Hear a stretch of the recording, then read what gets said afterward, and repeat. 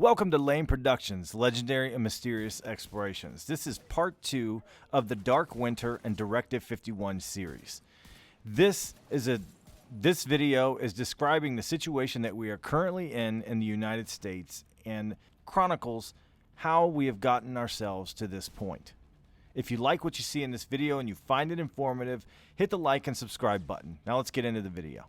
Now we can clearly see that it doesn't take smallpox to bring this country to its knees. In our current situation now, in 2021, we had a virus introduced with less than a 1% fatality rate.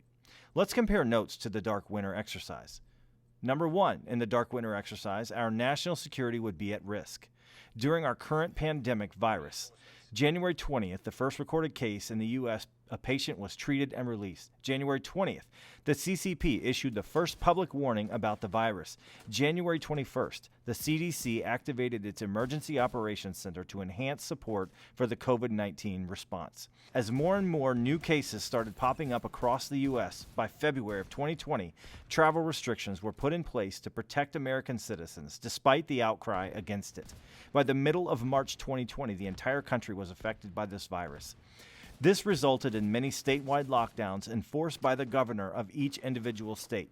Citizens were still able to travel from state to state, therefore rendering the lockdowns useless. Amid protests starting in May 2020, violence erupted across the country. Sections of entire U.S. cities were turned into no-go zones. That means that these organized groups were able to halt the democratic process, therefore putting our national security at risk. The analysis? Dark Winter correctly predicted and enabled our government to protect our national security interests from outside influence. The real threat came from within our own borders as American citizens fought against each other in the streets. The destabilization of the United States was now in its beginning stages. Number 2, Dark Winter predicted that there would be massive civilian casualties.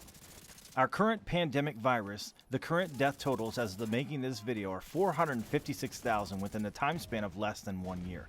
Dark Winter's prediction with a 30% case death rate would have amounted to 107,100,000.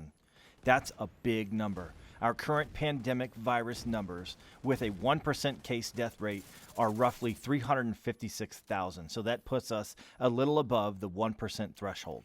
I'm not going to try to argue the legitimacy of the numbers. That's not what this video is for, but I will say that I don't believe them. The analysis, I would say yes, there have been massive civilian casualties. Number 3, Dark Winter predicted the breakdown in essential institutions. During our current pandemic virus, what did we see? The halt to the production of everyday goods and services within our on-time delivery system. Simply put, everyday items that we take for granted that sit on our grocery store shelves every day were gone. Restrictions were put in place to keep people from hoarding essential supplies. Anything deemed non-essential was halted. Even the little things that probably never cross our minds were taken from us. My favorite soda is Pepsi with real sugar. I searched for months and could find none. I literally drove to every store in my small town. Nothing. I got lucky one day. The Pepsi delivery guy, or whatever they're called, was stocking the shelves, but still no real sugar Pepsi. So I asked him, "What's going on?" He explained to me that the canned distribution companies that soda companies rely on were deemed non-essential. Therefore, production was shut down. This forced soda companies to restrict the flavors they were still distributing. Unfortunately, Pepsi with real sugar was not among them.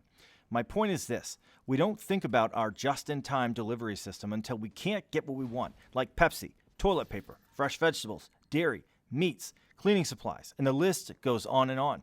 The analysis? Yes, there was a breakdown in essential institutions causing millions of Americans to panic buy, which forced local governments to institute the equivalent of soft martial law, restricting our buying power. Number 4, Dark Winter said there would be violations to our democratic process. During our current pandemic virus, around the end of April and the beginning of May, protesting of the stay-at-home orders began.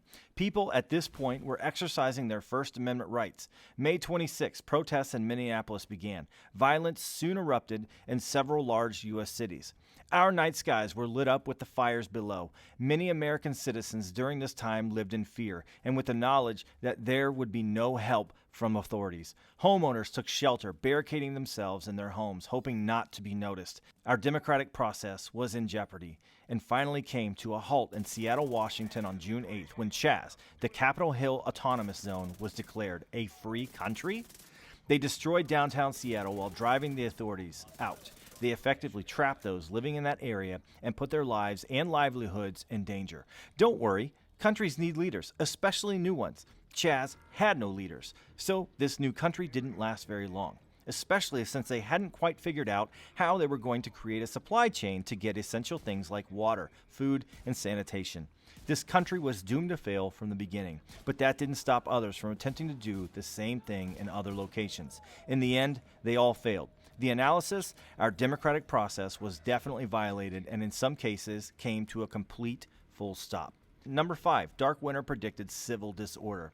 During our current pandemic virus, I think we got that covered pretty well. There is a very clear line being drawn and facilitated by the news media to encourage Americans to hate each other. This has resulted in our community being so divided that many feel that we are on the brink of civil war at any given moment.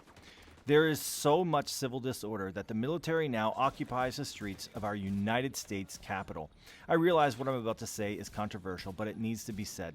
Many Trump supporters believed, and still do I guess, that the National Guard is in Washington to arrest some of the Democratic Party. I don't believe that is true. I think they are there to protect, right or wrong, the democratic process. They are being protected, but not from who you think. I fully understand that our government has been hijacked, and many feel that there is nothing you can do. That is simply not true. And that leads me to number 5 of Dark Winter. Dark Winter predicted a loss of faith in the United States government. During our current pandemic virus, ask yourself this.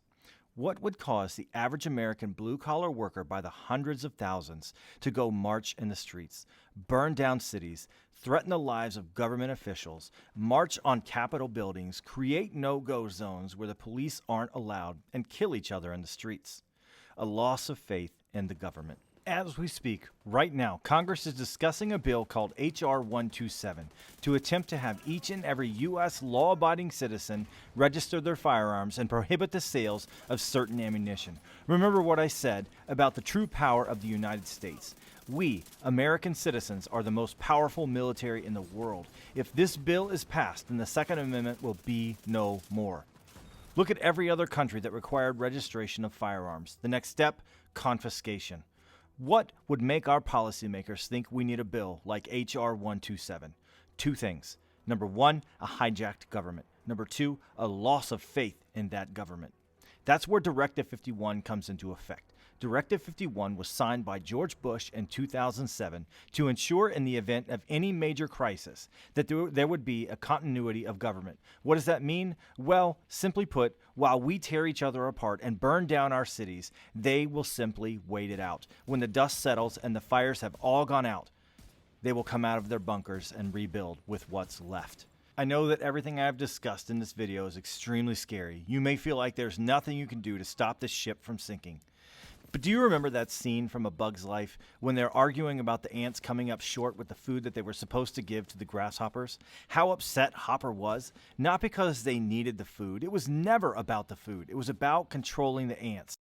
There was that ant that stood up to me.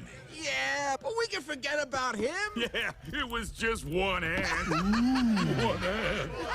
Yeah, you're right. It's just one ant. Yeah, boss, they're puny.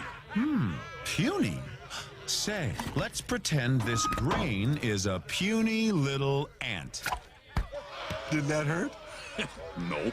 Well, how about this one? Are you kidding? How about this?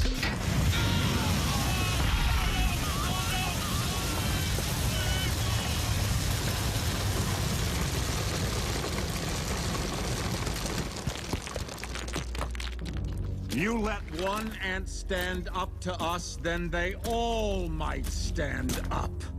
Those puny little ants outnumber us 100 to 1.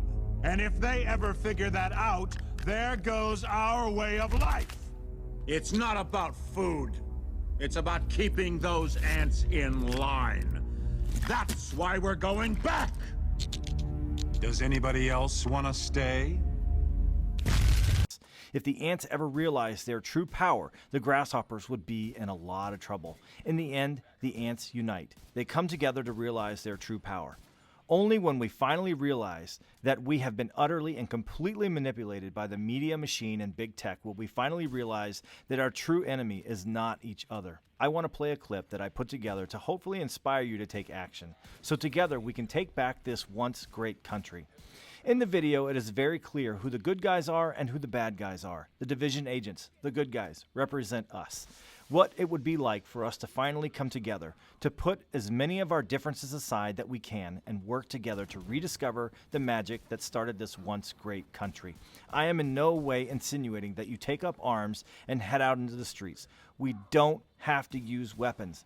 While they are important, our true power lies within us. Share this video, show it to your friends. If you can even convince one person to change, then you've made a difference. Let's stand together.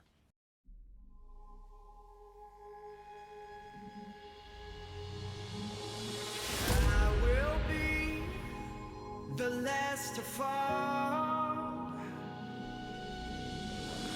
I won't shed a tear for them to see. And